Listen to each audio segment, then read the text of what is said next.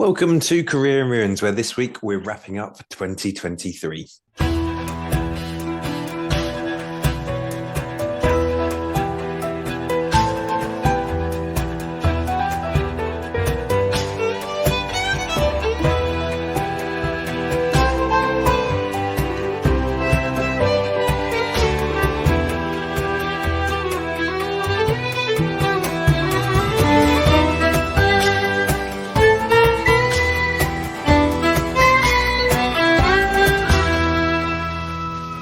There you go, mate. It's the end of the year. Blink and you missed it. I know it's amazing we got here, and it's been a good season as well. We've had some good episodes. Well, don't talk too quickly. It's not the end of the season yet. It's just the end of the year. Oh, we've got some to come in 2024. Yeah. That's exciting. I can't wait. It's going to be a good 2024. I think it's building on a fun year. Should we look back over the year, have some career in ruins highlights? Yeah, I mean, obviously the highlight of the year is Career in Ruins coming back now. Well, yeah, of course, obviously, but that's highlights for everyone else. What about for us? I mean, the whole year has been a highlight for me. There's been too many great successes, from personal triumphs to career highlights as well. That sounds like the answer to a question I definitely didn't prep you for. Well, no, I don't want to sound too gloaty. I'm feeling very privileged. I'm feeling very lucky. And, you've worked very hard. You've become a doctor this year. To become a doctor this year. I managed to get married this year. You got married, yeah. Working on some fantastic projects, from the South Pacific to some of Britain's finest forests. And if I edit quickly and edit efficiently, and this podcast goes out broadly on time, where are you in the world? Oh, well, yeah, I'm wishing everyone a Merry Christmas and a Happy New Year from the Dominican Republic. So you've had a good year. It's been all right. How about you? How's your reflections? Yeah, it's been a cracking year. Work's been work, but been going well. We've had a lovely time team year this year. We've had some ups and downs though. We had the floods in Greece, getting trapped out there. That was a challenge. I'm still sending all my thoughts to friends out there who, despite it being months later, are still without homes, living in various other places, other people's houses. We've got some dear friends living in our dig flat at the moment. So wishing them the best and a happy new year, and hopefully a happier 2024 going forwards. But it's been a good year overall, I think. Yeah, absolutely. And the archaeology, this is easy for me to say, the archaeology machine continues to pump out some incredible research, some incredible individuals, some incredible community projects, and it's just been a delight to watch everything unfold across the news, across social medias, and some really fantastic discoveries and some really fantastic individuals involved. It's been good. 2023 has been a good year for archaeology generally, I think. That's right. So in terms of 2023 then, who have we got seeing us through the time portal window? What am I trying to say? What are you talking about? Who's seeing us out? Who's seeing us out of 2023? Rounding out 2023, as I say, providing I get my arse in gear and edit the podcasts we've got outstanding. Well, you're committed now, and you have to include this. So if you don't do it, everyone will know. I know. I'm giving myself making a rod from my own back here. But in this last episode of 2023, released within 2023, hopefully, we are joined by the incredible Colm Donnelly, who is a senior research fellow at Queen's University in Belfast and has an incredible career track record, including but not limited to research into historical archaeology and community archaeology. Welcome, Colm. Welcome to the podcast today. Hello. How are you doing, lads? Yeah, good. It's an absolute pleasure to have you with us this evening, Colm. And I'm trying to work out the last time we might have seen each other's faces. I think it would have been 2007.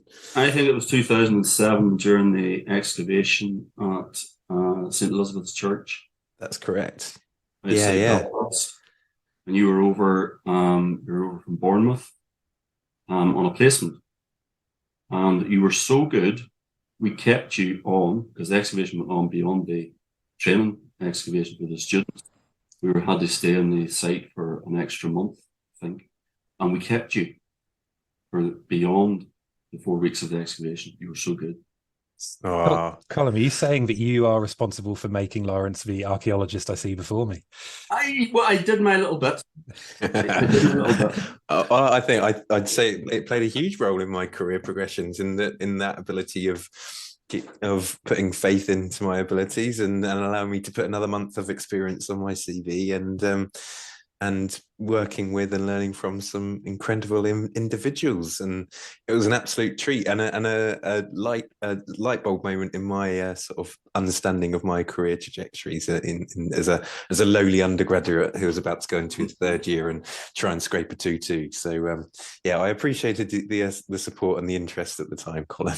But that's enough about me. What we're here to do is to hear about your career in ruins. Obviously, we've got a pretty typical format for the podcast, and that kicks off with asking our participants to tell us how they got to where they are today. Okay. I suppose I grew up on the north coast, Northern Ireland, near a place called Ballycastle, on a small farm. And the only thing I really had any interest in when I was a kid was history. Not just like the Romans and the Egyptians and all that sort of stuff, but the history of the area that I grew up in. The medieval period, for example, you had the MacDonalds from Islay, came across around the 1500s, established themselves in the Glens of Antrim. So I was very interested in them, the sites that were associated with them, places like Dunluce Castle, and Kinban Castle and Bonamargee. But I was also interested in family history and local history, and the history associated with the farming community that I'd grown up in. And I had, neighbours and relatives. My father's 2 cousins, Charlie and Eddie Donnelly at Clough, were a big influence on me. And I would take a huge interest in the families, the history of the families, the history of the land holdings, the folk traditions, the customs, all of this sort of stuff, all the way through. And I was not a particularly good student at school. I had no real interest in any other subject, maybe a bit of English, but by and large, the only thing I had any interest in was history. And somehow I managed to sort of claw my way through and get into Queen's to do history and archaeology. And whenever that happened, the world changed for me. Because now I was able to just do history and archaeology. And I had that epiphany moment where I realized you actually can combine the two. And it was very much the work of one of my lecturers, Tom McNeil, who emphasized that to me, showed that because of the work he had done on the stone castles on the North Antrim coast. So you could see him taking the cartographic evidence and the documentary evidence and the physical architectural evidence and even the excavated evidence and combining all of that there to produce a narrative for these castles. So that was basically what I then decided to do. I concentrated on archaeology, dropped history, concentrated on archaeology, but very much with a view to being a historical archaeologist. Did my undergraduate degree, and then I moved on to starting a PhD. My PhD was on tower houses. I have to be very careful how to say that because with my accent it comes across as tower houses. And you think some sort of complex, but it's tower houses, small castles, and in particular these medieval small castles in County Limerick. So I went and surveyed all of these castles that still survive in County Limerick and built up the story of these castles. And that was my PhD. Sorry, Colin, what time period are those medieval? They're sort of they're you have this proliferation of small castles being built in Ireland in and around the period from about 1400 through to about 1550. Huge number of them, possibly 2,000 being constructed, mainly in the southern half of the island. But the 14th century is a really bad time in Ireland. You've got the Bruce invasion, you have the Great European Famine, you have the Black Death. It's a bad time. When you come into the 15th century, things evidently improve. And there's this view that's sort of trotted out, you know, that the medieval Ireland's this land of war. And it's like all like Game of Thrones. Well, you know, it's not really. It's actually probably the most stable period in the history of Ireland over the last 1,000 years. And we can see that with the building industry. There's this proliferation of building, and you have this development of our own Irish Gothic style of architecture.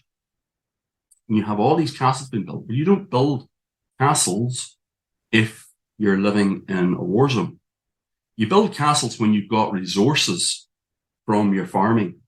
That's when you build castles. You invest for the future.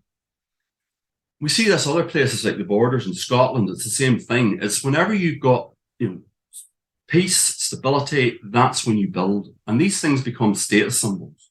Whenever I'm talking to students about it, I always say it's sort of like, you know, the 1960s, 1970s, the bungalowization that occurred in Ireland here, where there was this wholesale abandonment of the old traditional Irish thatched cottages, and people started building these bungalows, and some of them could be like Spanish villas, you know, out in the middle of like the countryside. Change occurred, and that's something that happens in the 1400s in Ireland. So they've got a short life span, really 200, maybe 250 years, because they in turn then are replaced by the big country houses in the late 17th, 18th century. So you've got these buildings which are used for about 200, 250 years, then are abandoned, but not really given that much attention, really. There was, you know, maybe someone like Harold Leask in the 1940s includes a section on them in his book on Irish castles. But by and large, it was, you know, Terry Barry and Tom McNeill were the people that were taking an interest, and the late David Sweetman. They were the ones that were taking an interest in these tower houses. And because I was Tom McNeill's student, and because I had an interest in them, then I was sent out to do my research and my study of the tower houses. Following that, I then worked in the Institute of Irish Studies for a year, researching historic monuments in Northern Ireland, which formed a book called Living Places. It was published in 1997. Did some work with my girlfriend, who's now my wife, Eileen Murphy, who's the professor of archaeology here at Queen's. Eileen was doing her PhD at the time. She was working on Scythians from a place called Mirlig in Russia. And they were stored in the Kunstkammer Museum in St. Petersburg.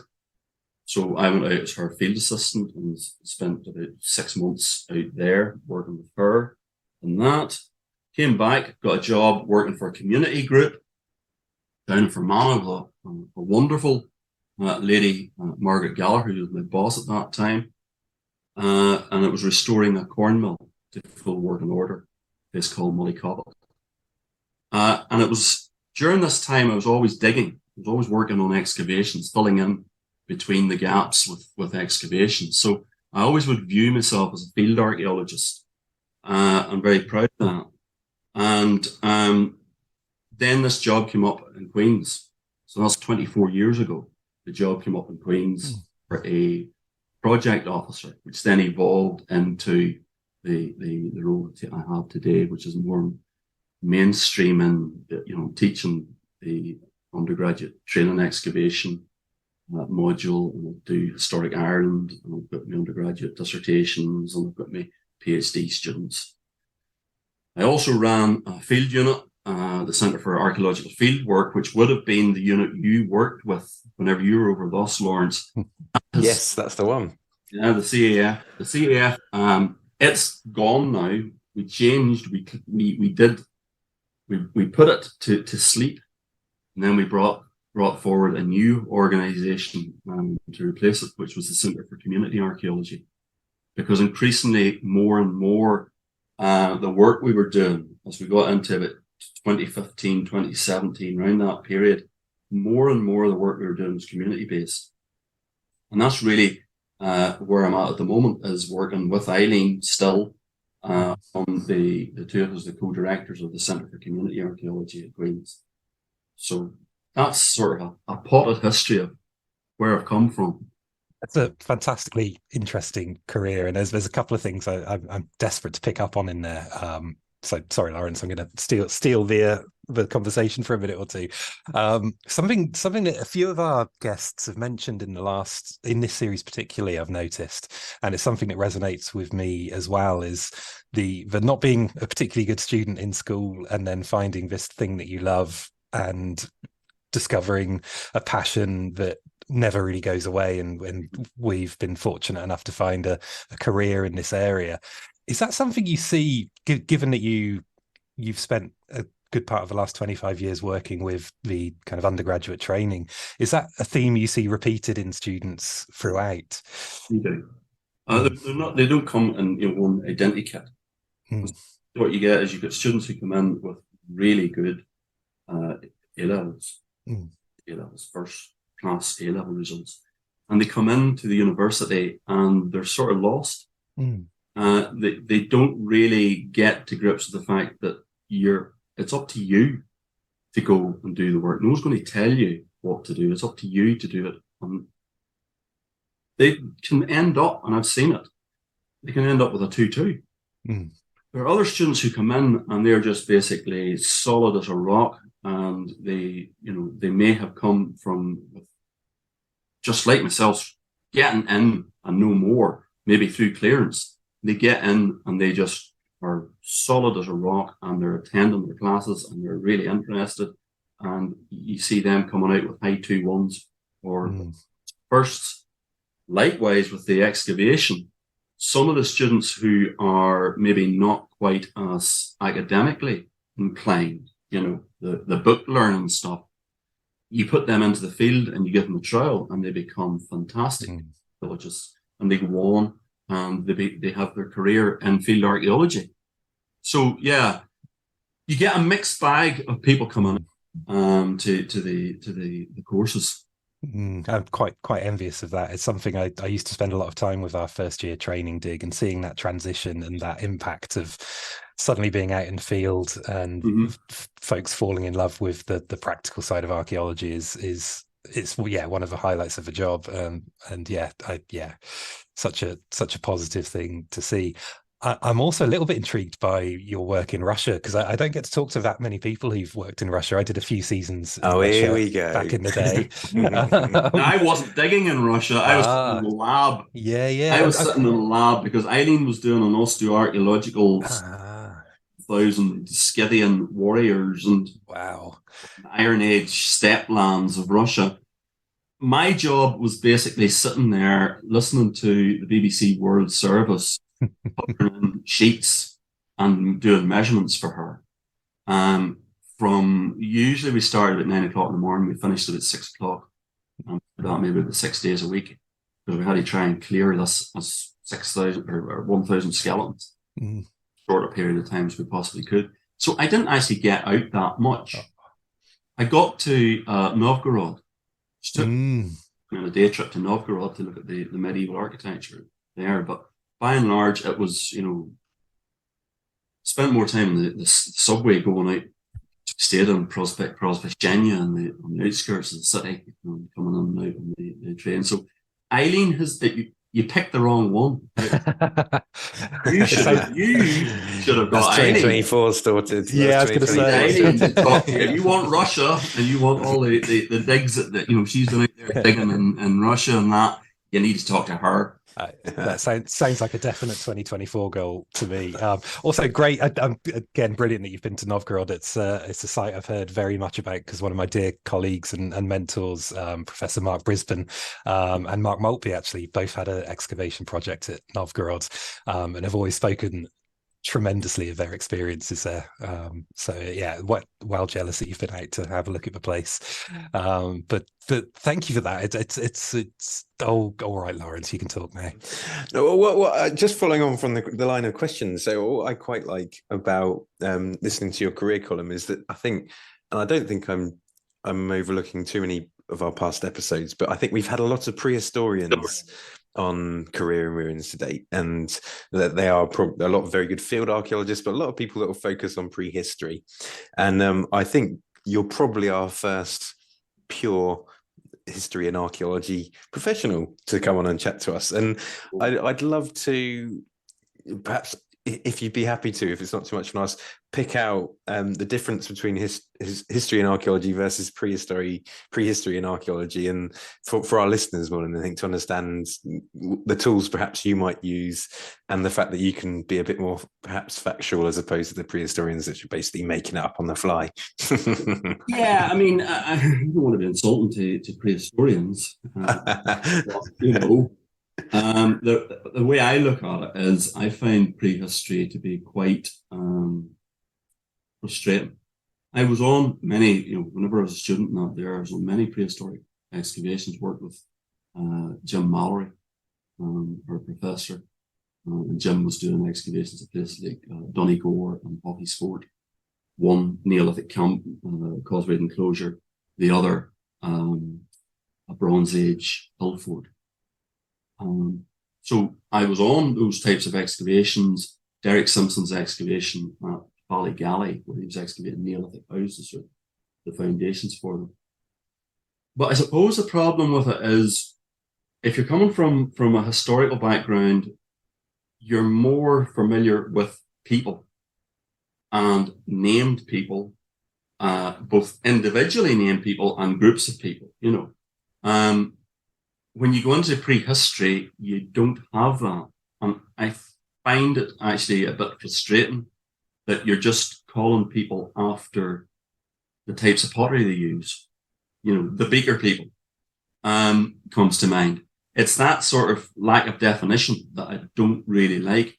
I do have, an interest in the Neolithic. I like the Neolithic. I like the idea of the first farmers. I like the idea of them coming along.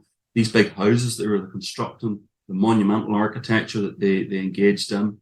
Barry Hartwell and his excavations, my colleague Barry Hartwell, again, when I was an undergraduate, Barry was doing work at Ballynahatty, the Giant's Ring outside Belfast. He's just published the results of that study. So the sites are great and the field work is great and all that there, but it's not really me. I'm more into the fact that you can actually go and look at the documentation, be it newspapers or government reports, or in the case of the medieval period, going and looking at praise poems that are written about individuals, and you've got the chronologies and you've got the people. It's not we did a site, Eileen and myself, we worked on a site for the National Roads Authority in the Republic of Ireland, in County Donegal. It was during one of the road schemes. There had been 1,265 skeletons discovered at a place called Ballyhana. And I was brought in to do the historical context for the study of these skeletons. Now, what set them apart was the fact that you've got a really big assemblage there of basically medieval peasants from a Gaelic part of the country, not an Anglo-Irish part of the country, from a Gaelic part of the country. And it gave fantastic insight into what life was like for these people who weren't being included in, the annals and the accounts of the great and the good. These were the ordinary folk who were just getting on with their lives. And they're not mentioned we've got the historical records in the medieval period, but they don't mention the ordinary folk. It's all the hierarchy, the aristocracy. And, Ireland at this time, both the Anglo-Irish areas and the Gaelic areas, it's very hierarchical.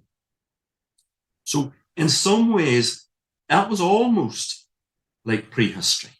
That was almost like prehistory, relying on the bones, Eileen's analysis of the bones, to tell us what was life like for these people who don't feature in the narratives,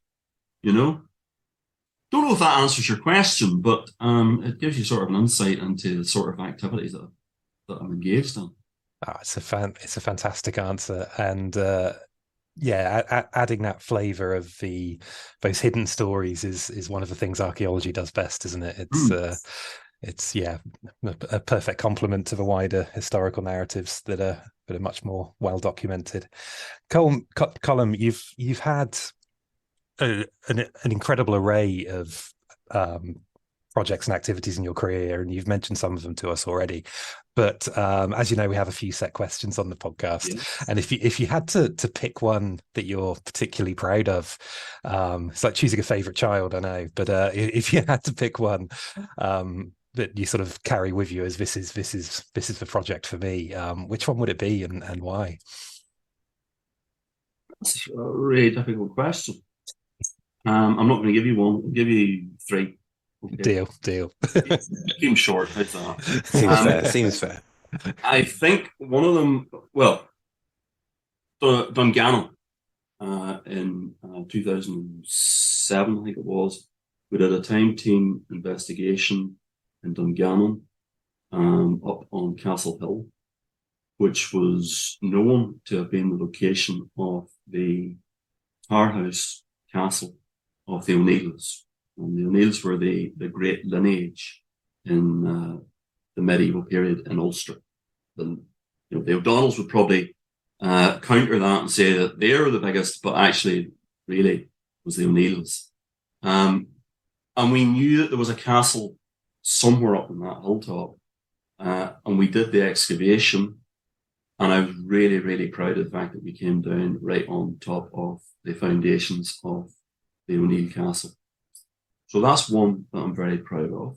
I remember that time team episode after it came out. So I think I can't remember whether it was a rerun after I'd been with you guys or it was it'd come out after I'd been with you. I was like, "Let's call him." There was some magic going on there. I'll tell you. I'm not really. I'll to fill in the story here.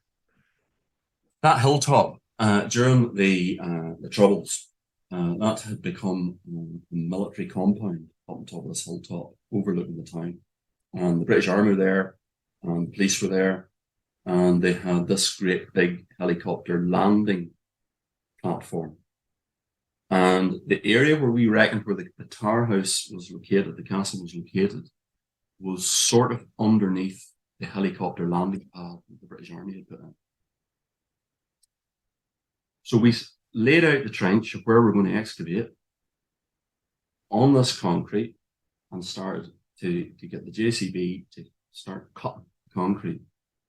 The concrete turned out to be about 2 meters thick. They put material into it. I'm telling you, no helicopter was going to be damaged in that one. It was a huge raft of concrete with iron on it, and we just couldn't get anywhere. Could get no traction at all. So we thought, oh God, the cameras are rolling here. It's day one. What are we going to do? We moved the trench slightly over to an area where there was termite, and we excavated that, and we came down right on top of the Tower House. So if we had managed to get through the concrete, if we had got through that concrete, we wouldn't have actually hit the Tower House. It was actually under the tarmac. So that was definite forces at work. Blimey. So what's 2 and 3 then, Colm? 2, Lowell, Massachusetts. The excavations we did 2010, 2012 out in Massachusetts, which, as far as I'm aware, is the only time any archaeologist from Ireland has actually gone out to the United States, carried out an excavation. Lowell's an industrial town. It's pretty, by our standards, it's pretty new. It was established in 1821, taking the water power from the Merrimack River. Big industrial complex, lots of textile factories being set up. If you're going to have textile factories and you're going to have water to run them, you need to have canals. So you need people to dig the canals. And you had this, the entrepreneurs employed a guy called Hugh Comiskey, who was from County Tyrone here in Ulster. And Hugh Comiskey and his brother and his neighbours, you had a bit of chain migration going on here. They went out to Boston. They were engaged in these sort of projects. They went down to Lowell. They dug the canals. They stayed in Lowell. And they had a camp. And that camp then started to develop into like a town on the fringe of the main industrial town, called the Acre. And we went and did an excavation with the Centre for Irish Partnerships at University of Massachusetts, Lowell campus. A group of us went out and did an excavation, 3 seasons of excavation on the site of that camp. And I think it was really important stuff. And it was important for a couple of reasons. One, for the local community, for the Irish American community in Lowell, because the Irish community in Lowell is still there. And it meant a lot to them. And we made a lot of friends in that community. The second thing, from more of a, I suppose, from an archaeological perspective, historical archaeological perspective, mostly when people talk about the Irish Americans, there's this sort of notion that it's something that is tied into the Great Famine and the fact that you have all these people leaving Ireland in the 1840s, 1850s, going to America. And that sort of is the starting point for the Irish Americans. And it's not really. The starting point for the Irish Americans really is in the 18th century with the Scots-Irish Presbyterians who go across. And then in the early 19th century, in the aftermath of the Napoleonic War, where you have the climate is bad, there's harvests are poor, there's an economic downturn, and people start to get out. And you get about 500,000 people leave Ireland at that time in the 1810, 1830, that period, and they go to the United States. And it was those guys who we were dealing with. It wasn't the famine generation. And those guys actually were really embedded into the heart of the development of Lowell, right the way through into the 1840s, 1850s. You get a famine generation who do come across, but they're coming into actually a well-organized town with an Irish community. By that stage, you're looking at maybe there's about, I think, something like 7,000 Irish living in Lowell. So the impact that the Irish have on that town is quite significant. And it's not necessarily the story that you'll get told and gets repeated about the Irish in America. So that was a really good site. I really enjoyed that. Loved being over there, working, as I say, with the Irish Americans.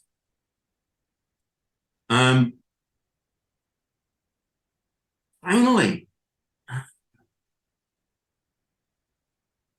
too many choices.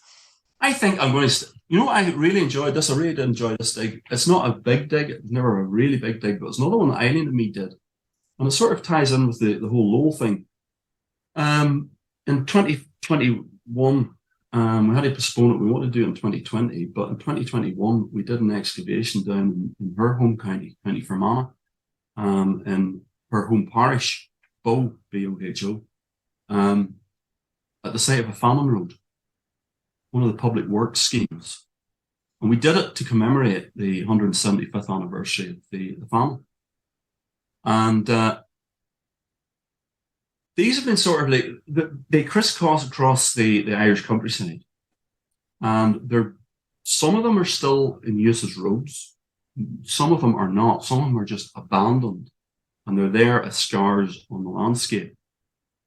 But they've never really been recognized as being, in my view, archaeological monuments in their own right.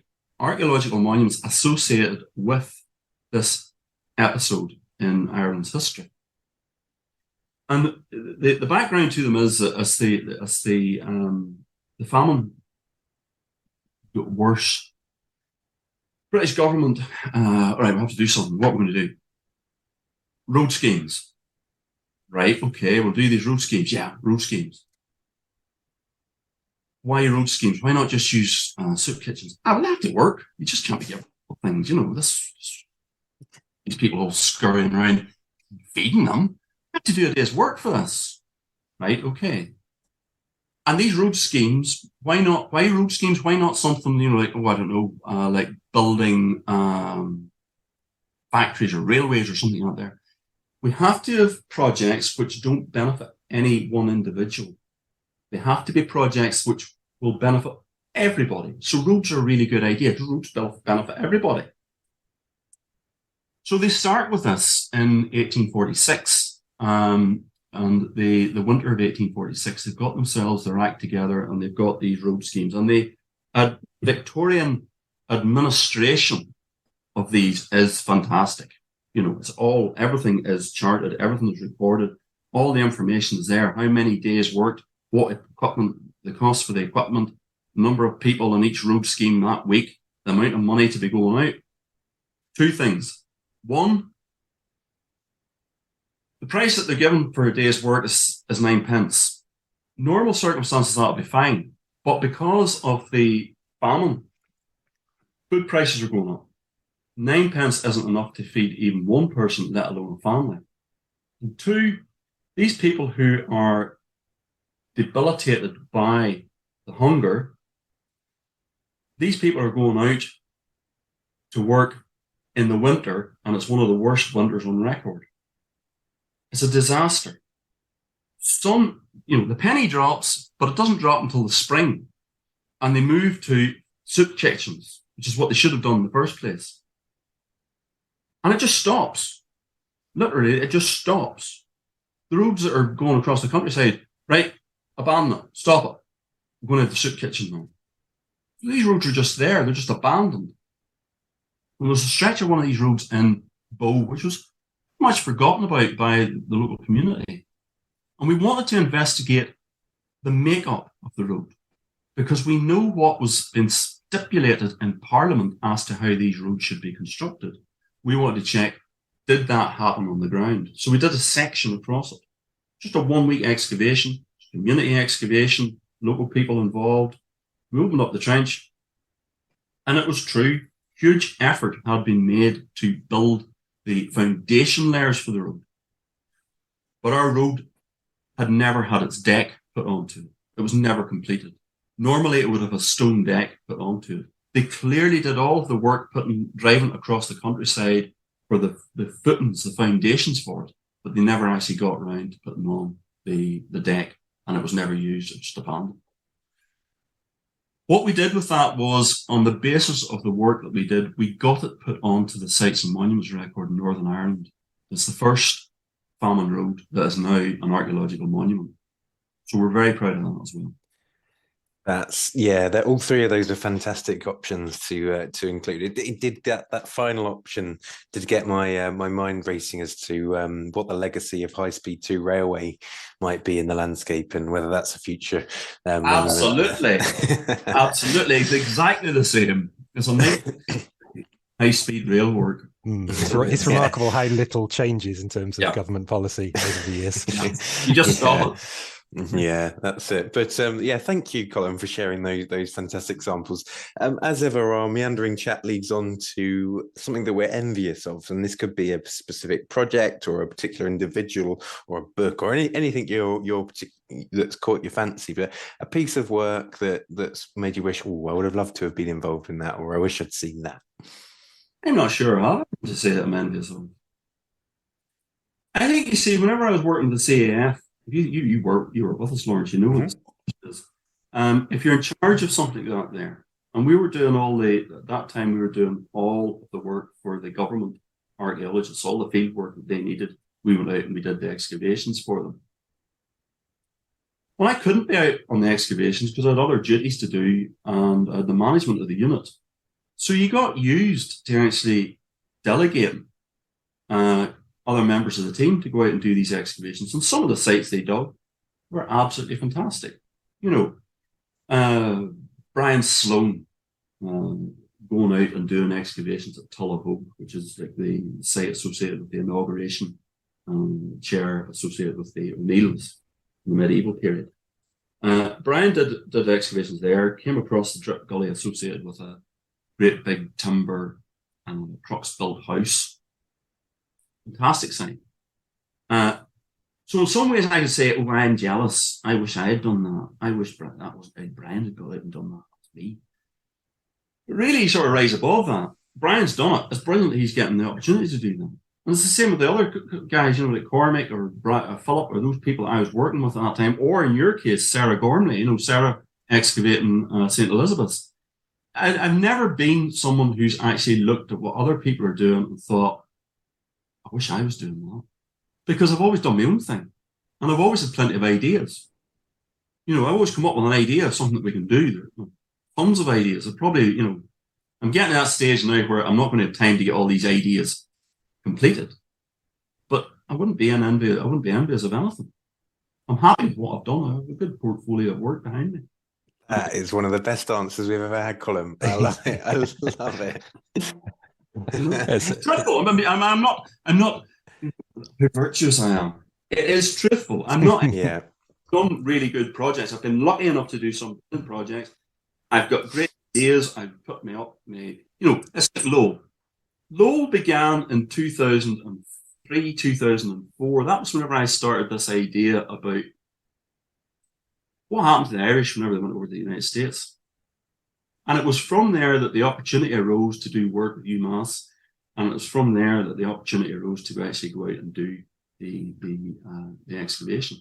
But the idea was there. So I've got lots of wee ideas and they're sitting there and the opportunity comes up and then you just take them down off the peg and away we go. That's lovely.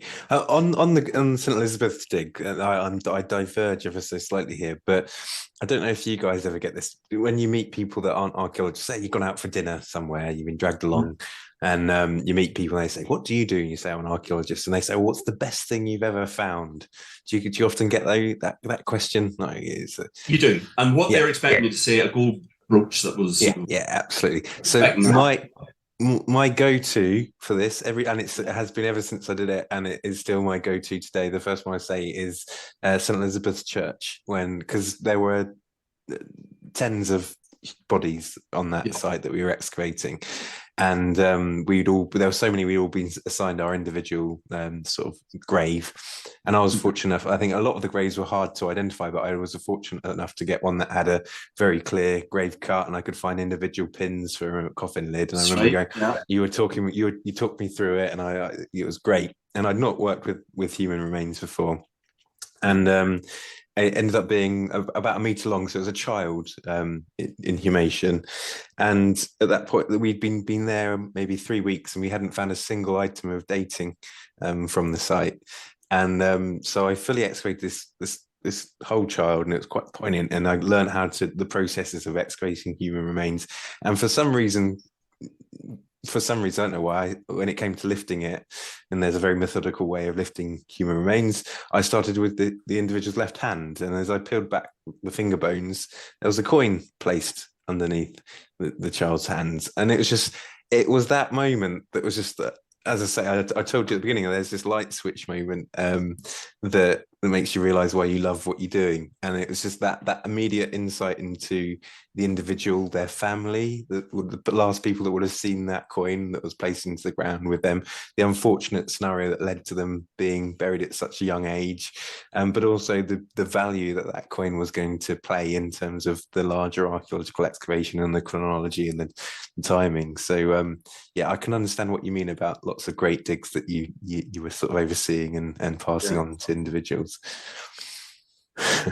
Anyway, sorry, I went a bit too deep there. No, you didn't. I mean, I think the one thing, and Eileen, if she was here and she was talking to you, I mean, it's the one thing that she's always very, very keen to remind the students about is that you're dealing with people, and you have to be deeply sensitive with them, and you have to remember that there are people and they lived their wee lives and they died in these circumstances. Your wee child that you're talking about died, the tragedy that caused to the family.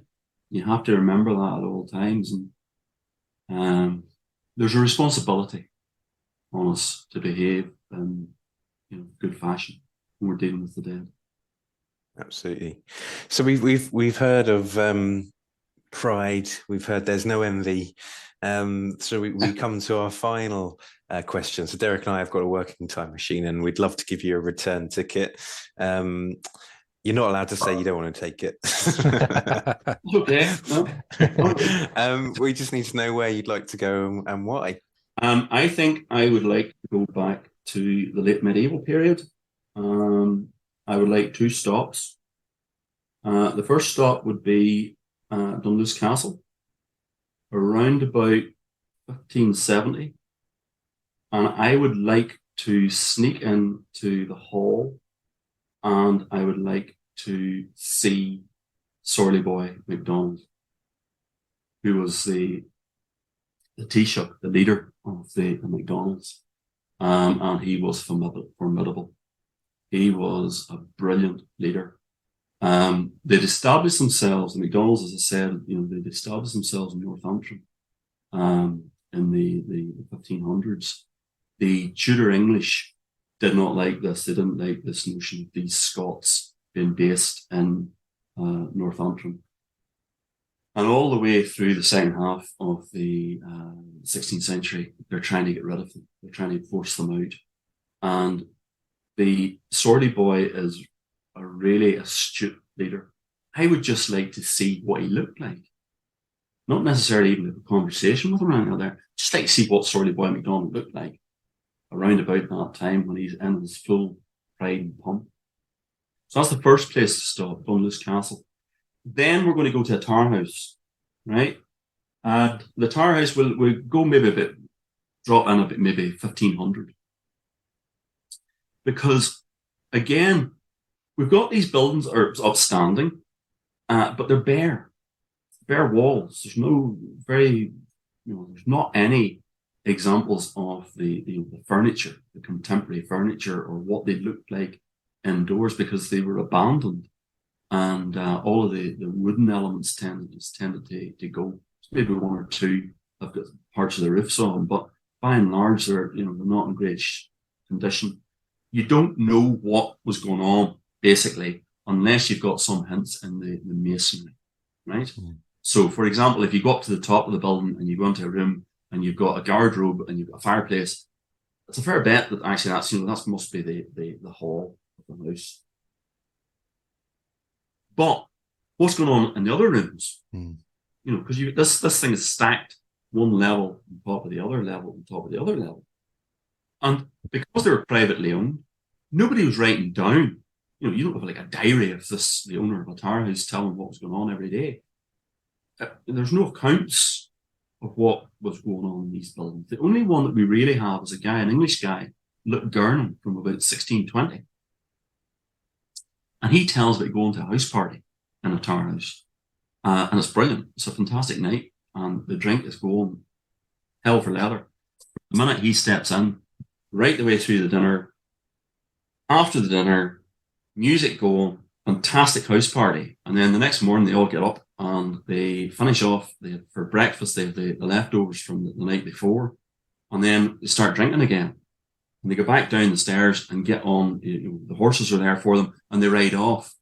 And that's the only real insight we have of what life was like in the Tower House, is this account from 1620. I would like to go on a winter's evening to somewhere like Ardglass, which is a lovely wee tower house in County Down. And I'd like to see what life was like in that tower house on a winter's evening. Just one evening, just to see what it was like. Because it must have been really snuggy and safe. Mm. If you think what the average person is living in at that time, it's going to be a mud-walled cabin or something. And you're inside your stone-walled tower house, and you've got the fire going, mm-hmm. and maybe you've got the harpist playing tunes, and maybe the evening meal. It must have been lovely. But I don't know for sure. Oh, maybe it was dank and grim, and everybody gets coughing with TB. But I'd like to see what life was like in a tower house. That is a fantastic answer, and I suspect there's no house party quite like a tower house party. And people at home can't see it. You stole my joke. I know I did. Sorry, Lawrence. I know people at home can't see us, but I've just been delivered a lovely glass of bubbly, which is a nice moment to think about tower house parties as I sip on a glass of bubbly. Thank you. Should be whiskey. It should be whiskey, but I've run out. I was lamenting via WhatsApp to Lawrence earlier that I've run out of scotch or whiskey in general. But thank you so much for all of that, Colm. It's the mark of a good podcast in my mind, at least, when I look at the clock and suddenly we've had almost an hour of time and I've barely noticed it move by. And also, very selfishly, very few edits I need to worry about. It's going to be a joy to re-listen to this and knock out a podcast in a few weeks' time. So thank you very much, Colm. Not a problem. I should Thank you very much for inviting me along. It's very much. It's been an absolute joy. We look forward to 2024, maybe getting Eileen involved and doing a follow-up on some of that. Yeah, very much. But as we are at the end of the year, it kind of leaves me to round out the career in ruins of 2023 by just saying thank you to all of our listeners. I've said it before and I'll say it again. We value each and every one of you. If it weren't for you listening, we wouldn't get to have this amazing fun that we do making podcasts. I wouldn't get to meet the amazing people I've met throughout this series, which has been brilliant, Colm included. It's just, it's been a tremendous year for Career in Ruins, and I can't wait to see what happens in 2024. So happy New Year to everyone. Please keep listening. Thank you also to all of our loyal band of Patreons for supporting the podcast and allowing us to pay our hosting fees and just generally keep the podcast chugging along throughout the year, bringing joy to our lives and hopefully some of yours. So happy New Year, everyone, and see you in 2024. Happy New Year.